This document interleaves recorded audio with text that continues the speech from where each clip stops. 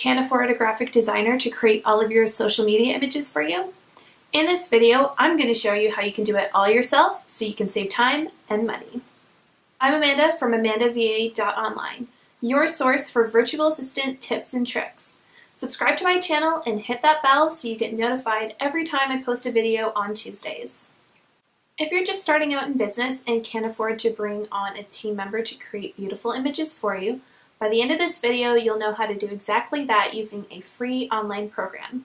This program is what I use for all of my clients and in my own business personally. So stay tuned and let's get going.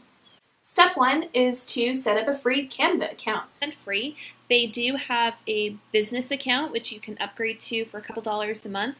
That does come in handy if you're doing this full-time or if you have a specific font that you want to use for your brand. That's what the paid account allows you to do.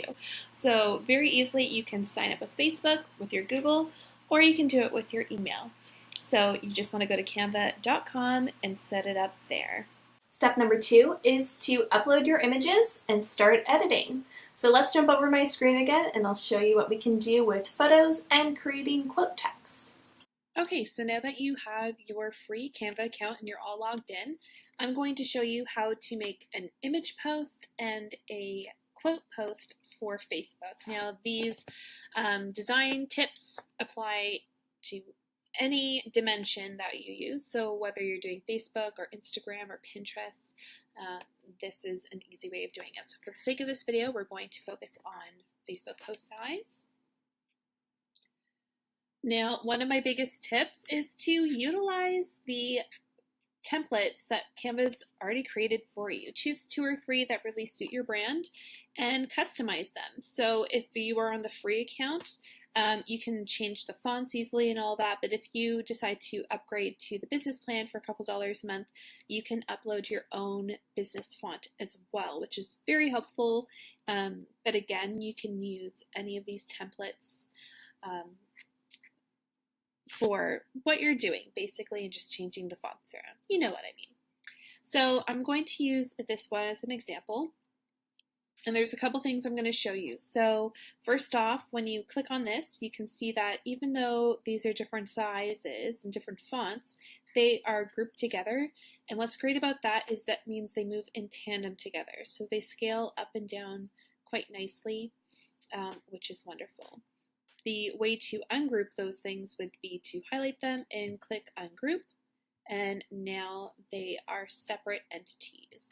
And to regroup them, you just click, hold down shift, click the other one, and press group.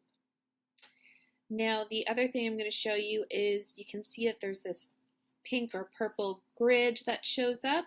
That's a really helpful tool to tell you when you have snapped to the center of your design. So that's an easy little trick within Canva for you.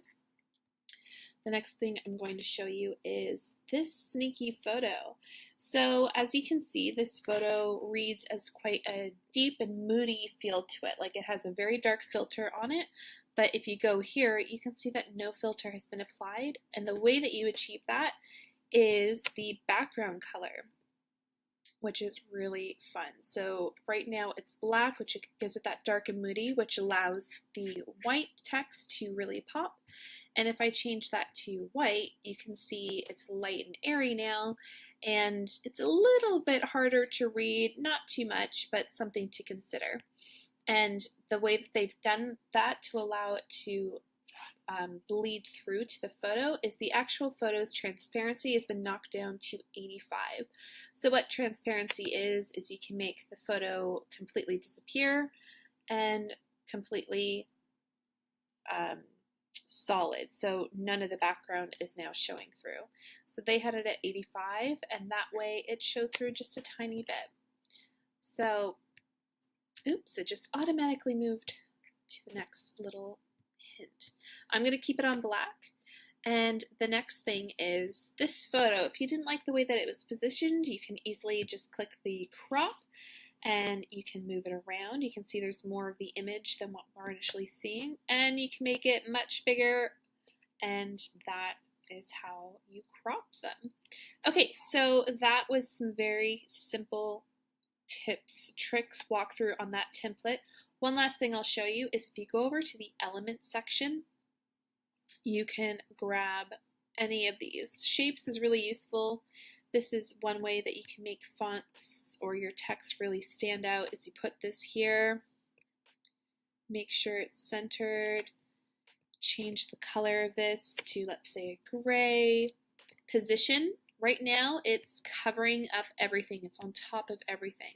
So what I do is I click backwards and it pushes it behind the text now. So it's in layers, which is quite nice. And I'm also going to knock back the transparency. And that is an easy way to make your pictures really stand out if you can't quite find a color filter that you like to work with it. So there's a little extra tip for you there. So what you do to upload your photos is very easy. You just click upload, upload an image, and you choose wherever they're saved for you on your computer. You can keep everything organized in your photo folders. So I'm just going to scroll down. I have some images that I've purchased for my brand that I'm going to use for this. So let's pretend we're announcing that there are new pillows in stock. So this is a shop update. So I'm going to grab this image because it has some pillows on it. I'm going to crop it. I'm going to make it bigger so the pillows really stand out and you see a bit of the rug, which is quite nice. And now I'm going to say new pillows in stock. Now I'm actually going to break these apart. I'm going to ungroup them. Put this here just because it's a little darker so you can read it better. Now, if this was on Instagram, I could say link in bio, but because it's Facebook, I'm going to say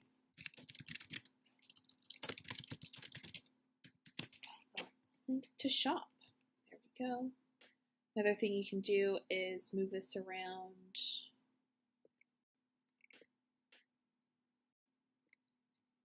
And that's it. So that's quick, easy, done. Now let's move on to making a text image. I'm going to change this to my brand colors. Actually going to turn it into yellow. Then I'm going to go to Elements, grab a square. Put this here, snap it to the center. I'm going to go to text.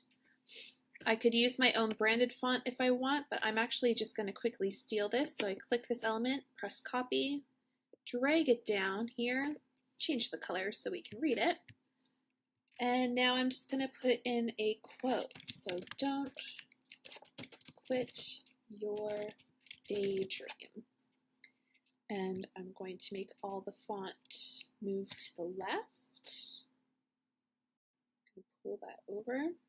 Actually going to do that as well. I love these grids. They make it so easy to do everything, which is nice. And I'm going to go up here and steal this element again. Drag it down here. Make it black.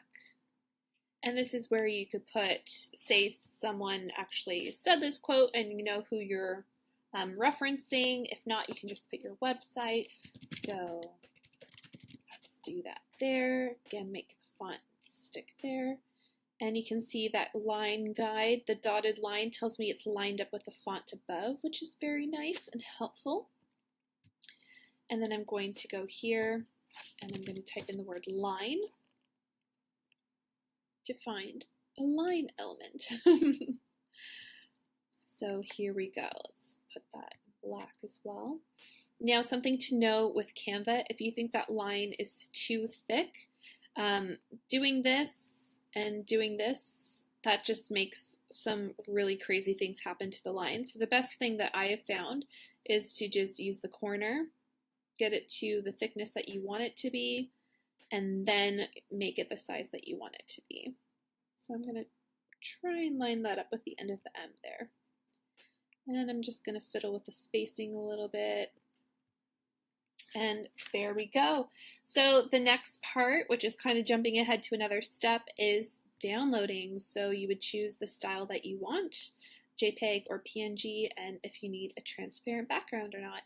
And then you would click download. So there you go. That's the quick, easy way of creating not only a picture image and utilizing the pre-made templates that already exist in Canva, and how to create a quote from scratch. I've personally been using Canva for over 2 years now, and I've learned a lot of tips and tricks along the way that I want to share with you.